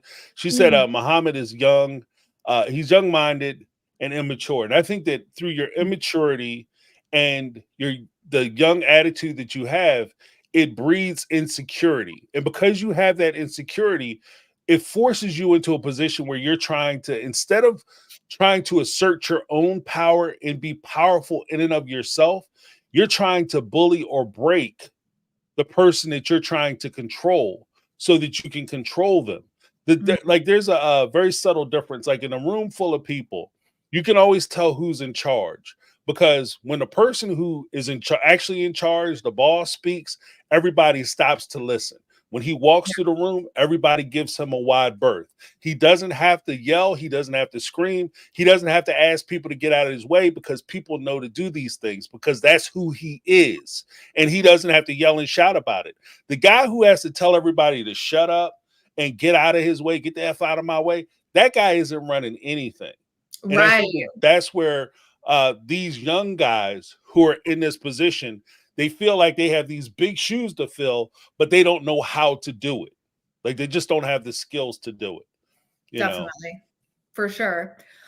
The one thing that the wife, the older woman, said that I just thought was so like, yes, she says, if you put effort into your relationship, that will solve your problems. That is what Islam says. I was like, pretty sure Christianity says something similar. Probably Judaism says something similar. Like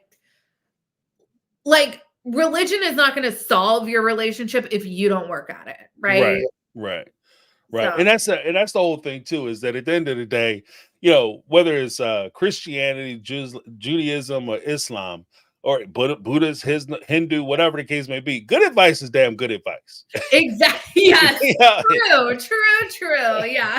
And that's just good advice. Like, if you want your relationship, Cody, if you want your relationships to work, invest in your relationships. It's like the bank. If you don't put nothing in, then when you go to get something out, there's not going to be anything there for you to take out, because you didn't invest anything in that relationship.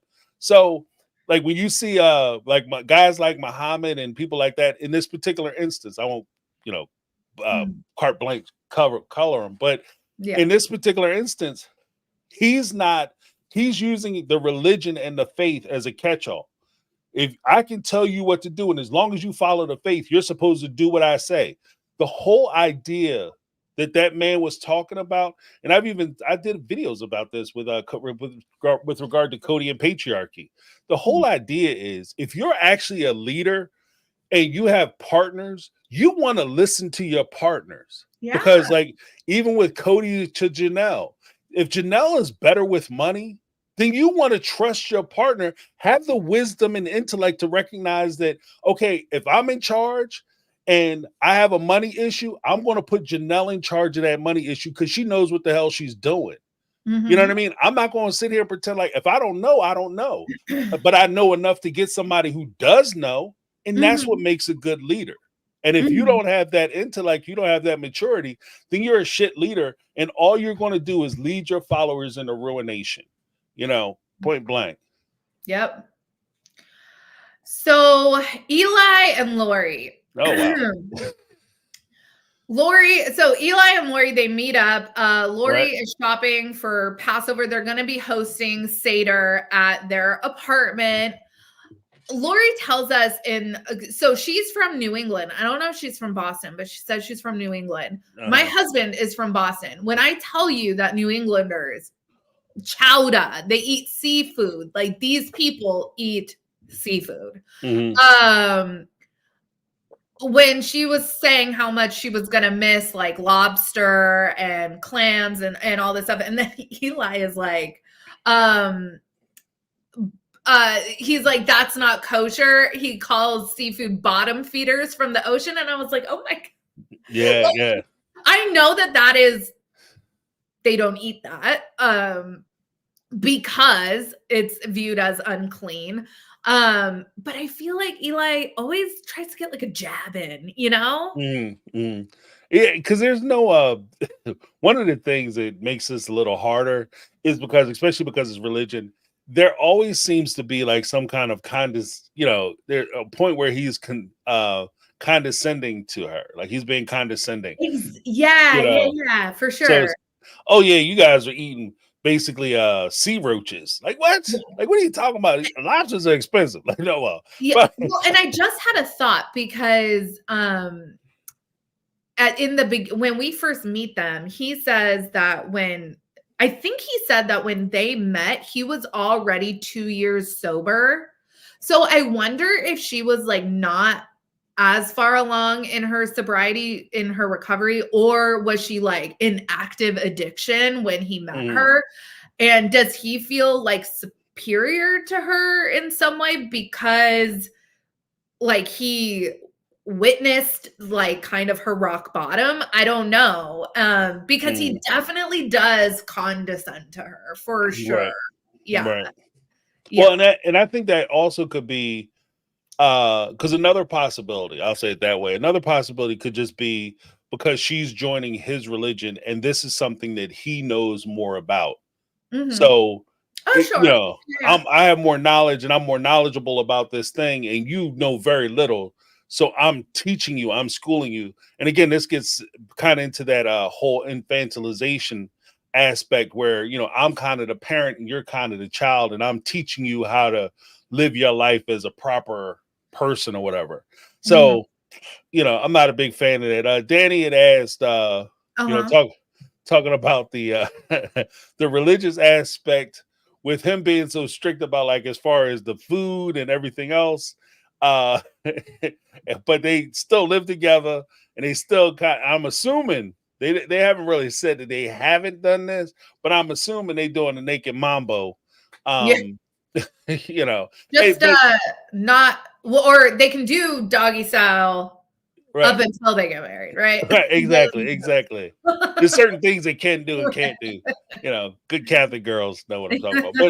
But the whole thing is that he also has like a whole body full of tattoos, which is also not a part of the faith. So I mean, they're very particular about what they pick and what they don't pick, and what, if you don't wear a wig, then you're not going to make it into heaven, and you can't be a Jew. But I have a couple tattoos, and it is what it is. Mhm.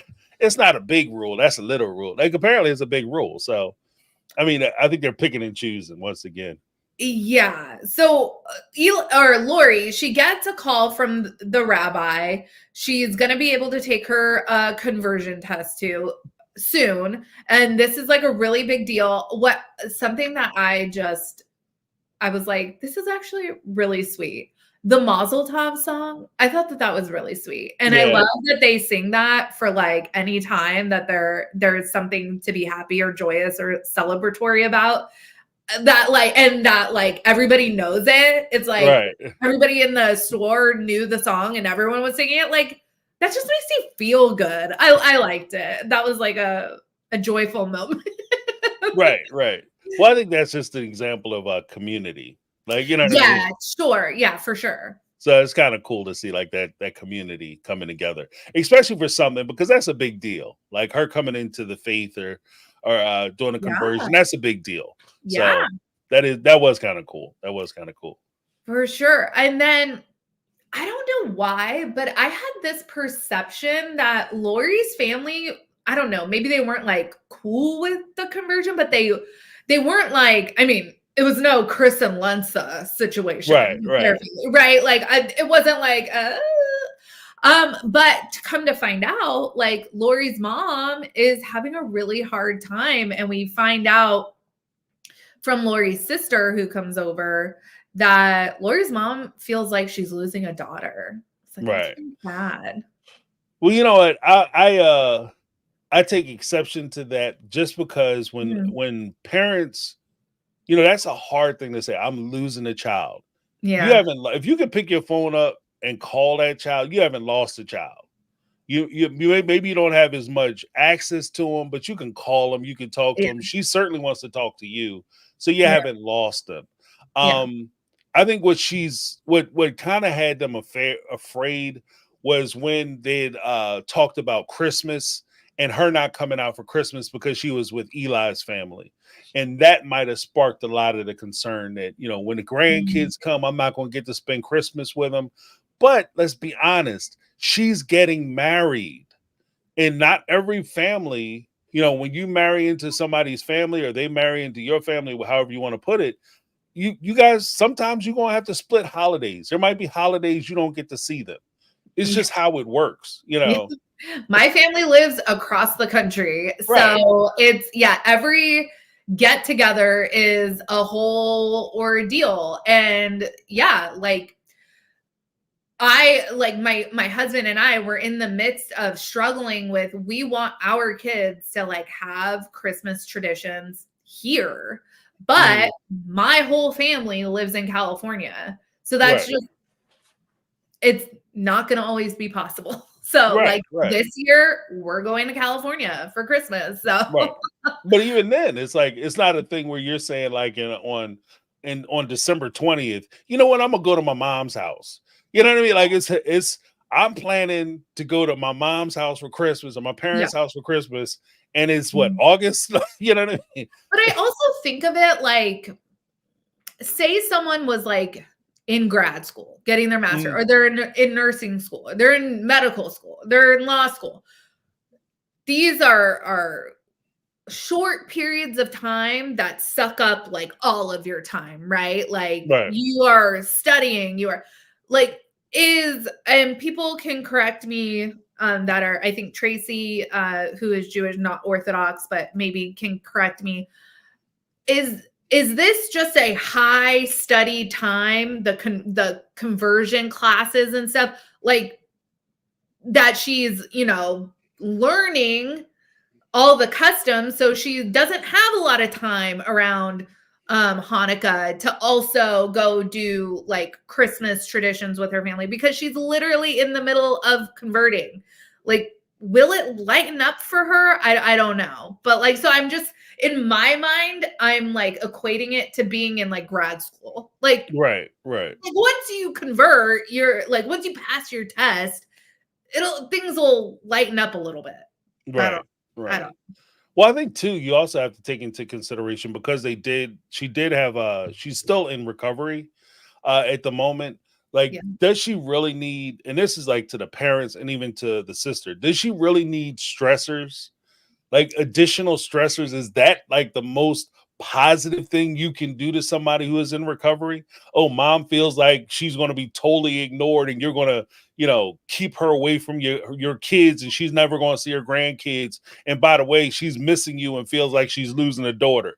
Good luck with your recovery. I mean, what the hell are you doing? Like, you know what I mean? You're Yeah. throwing a bomb in her whole stuff, Yeah, You're not like I supporting don't know Lori, like obviously personally, to be able to be like, oh, I don't know if this is a good idea. Like, I don't know how like dedicated to her sobriety she is, but that is a stressor for sure. Right. And Right. like Chris's dad said, like, how do you let somebody change something that is fundamentally you? Right. Right. Well, And I guess sometimes Lori's mom is kind of wondering the same thing, just she's passive aggressively doing it through her sister. right. Well, because even with that, it's kind of funny Yeah. to me because if you listen to Lori's story, after her dad died, she's essentially not a Catholic anymore. So she Right. lost her religion, she lost her faith. And if she's finding, and here's the thing, like at some point, I understand everybody wants to be close with their loved ones and have these relationships, but at some point you have to look out for your loved one. And if the thing that they want makes them happy, you should want for them the thing that they want for themselves. If she's finding solace, happiness, and peace in her pursuit of this new religion, maybe she was blowing it off and pretending like it wasn't a big deal because she was too afraid of failure. But when she got the call, she seemed kind of excited about it. She went out, you know what I mean? So it might be the thing where she actually wants to do it, but she's afraid that she won't be able to do it. So this is a way she can try to let herself down easier by pretending like it's not a big deal. She also seemed a lot more jazzed about the wig. She found one that she really liked, and she even went so far as to like show it off. Like, if you don't like something, you're not showing it off, right? Right. So she was like, hey, look, sis, like, look at this. This obviously like isn't styled, but like, isn't it cute? And so to me, it really did come off that she was a lot more enthusiastic about converting than we saw in previous episodes. Right. And I didn't really care for the sister's attack because she started giving her shots and talking about, well, I don't understand why it's such a big deal. And, you don't look good. And, if she's excited about it, let it be excited about it. Yeah. And I understand, like, it might not. And here's the thing, too. Just like you don't have to respond to every text message or DM that comes in. You don't have to, give your opinion on what you think about stuff. If she's excited about it, it doesn't matter whether it makes sense to you or not. Like, this doesn't make sense why you have to wear a wig if it looks just like your hair. If she's okay with it, what difference does it make to you? Right. And I think as a family member, if I was just watching that documentary on like the 7M like TikTok cult or whatever. Yeah. And I think like as a family member, if you have someone you love that is joining an organization, I think you ask yourself some questions. And one is like, are they going to be safe? Are they going to be like nurtured, accepted, like things like that? I would answer yes to all of those in Lori's situation. So in that regard, like, okay, maybe it's not for you, but that's okay. Right. Well, because even with the 7M thing, Uh-huh. with that, if you are, because they gave one side of it, but on the other side, I could also see a situation where the sister's saying, like, look, if this is something I'm really into and I really believe it, and every time I meet with you, you tell me I should stop doing it, all that's going to happen is they're going to stop wanting to meet with you. And Lori's sister can put herself in a situation where if you push her too hard and she's really about becoming an Orthodox Jew, if she's able to complete this conversion and this is what she does with her life and she gets married to Eli and she starts having kids, Guess who's not getting phone calls? You understand what I mean? So you can put yourself in that bad situation. Yeah. And, I kind of view, because there's like high demand situations, like with the 7M, where they're essentially like cut off from family. I took this situation with Lori completely differently, because it's like she's studying. Like Right. there is like a reason why she's busy. And I'm assuming both of these people also work. They're also really into working out.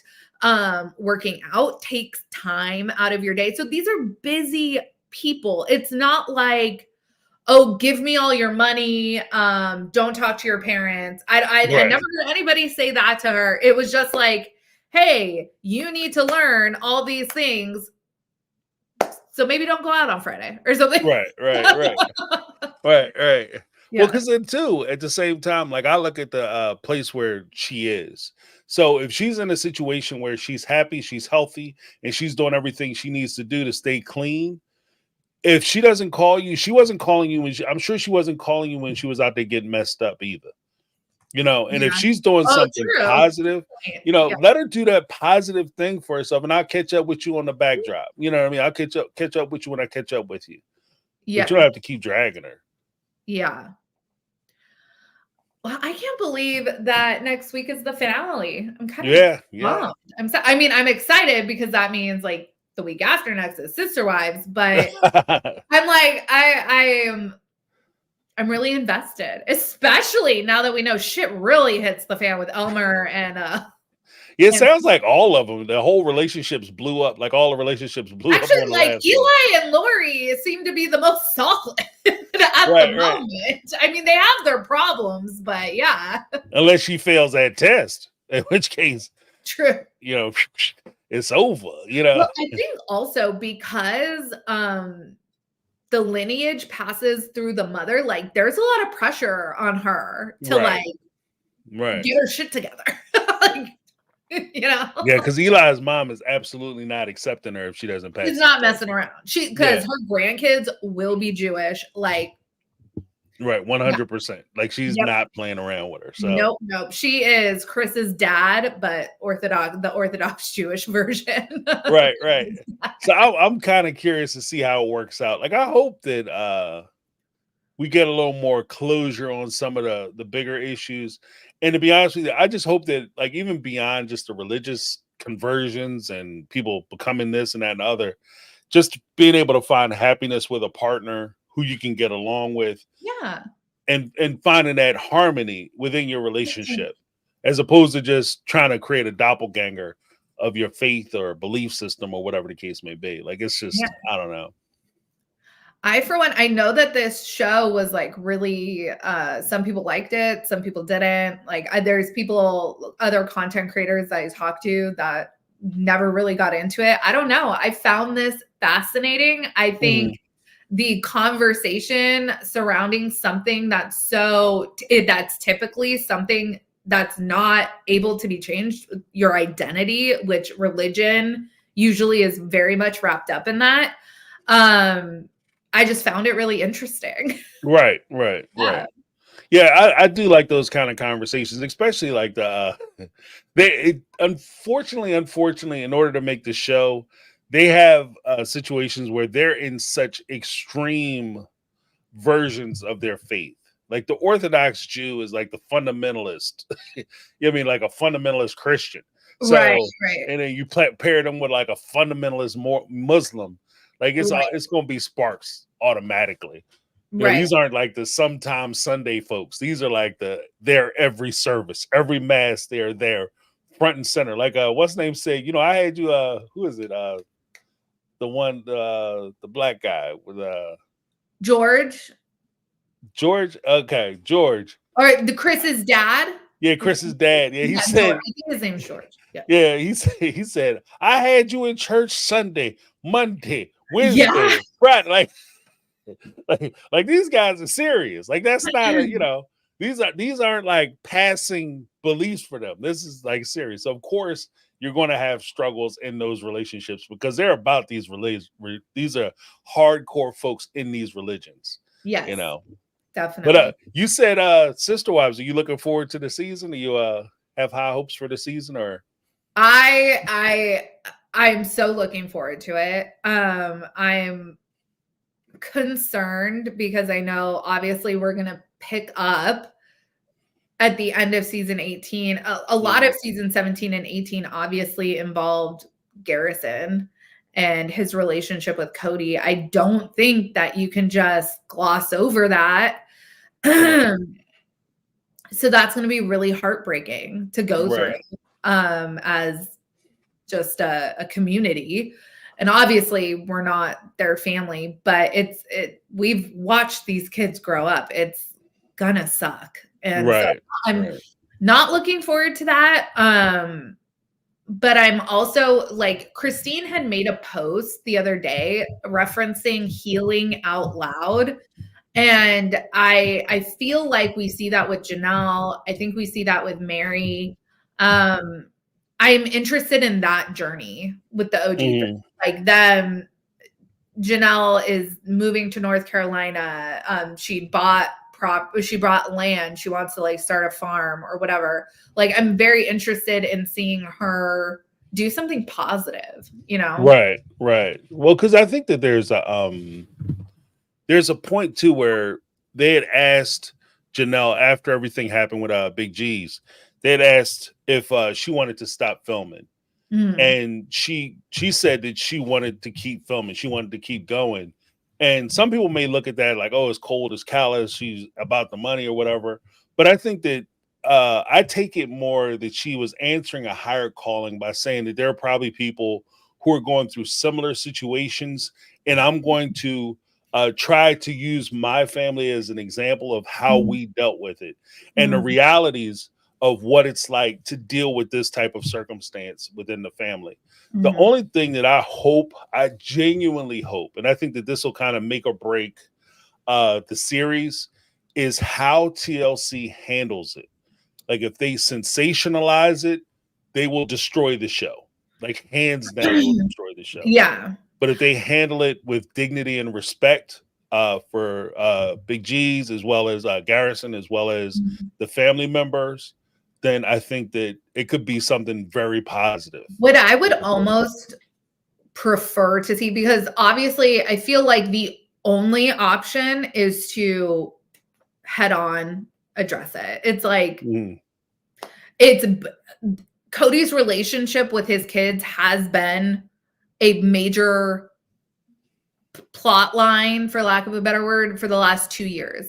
There's no getting around this, right? This is like the thing, and the show is 2 years behind, and it doesn't seem like they're gonna speed it up anytime soon, but they're going to have to address it. I think the only way is to go head on into it. What I would love to see is like whatever episode they do about it is just completely done by the kids, by his sons, and like not even by the parents. Like, let the kids talk about Garrison. And what Garrison meant to them, you know, because I would rather see that, honestly. But I don't know how it will be. I will say I've been struggling since hearing of the listing with some unkind thoughts, and it's been hard to kind of not just kind of be totally loose-lipped and say like everything on my mind, because honestly, I feel like the move to Flagstaff was relationship destroying in so many ways. Right. And I think I said in one of my videos that I feel like Cody and Robin, it's almost like it should be the Beetlejuice house to them. Like, they shouldn't be able to leave. I don't know. Like, you made your bed. Like, that's your house, you know? Right. You were determined to live there. Like, I don't want you to be happy anywhere else. Because you know who doesn't get to leave Flagstaff? Garrison doesn't get to leave Flagstaff. Right. So anyways, I've been struggling with some really unkind thoughts about the listing. And yeah, anyways. Well, here's something that I've been playing around with for the last couple of days when I heard about the listing. I did a whole video on it, and I think I left it out of the video, but I'll share it here. One of the crazy thoughts I had about this listing was one, you could take it as a storyline application because it's such a horrible time for you to put a $1.6 million house on the market is after school starts. Like you're right around the corner from the holidays. So you're basically not really going to get any real bites on the house until sometime in maybe January, February. And that might push like actual sales back to like January or June, May, June, in which case you're going to have to start cutting the price down. So it's just a horrible time for you to put the house up. Yeah. Which they actually learned before when they moved from Las Vegas to Nevada.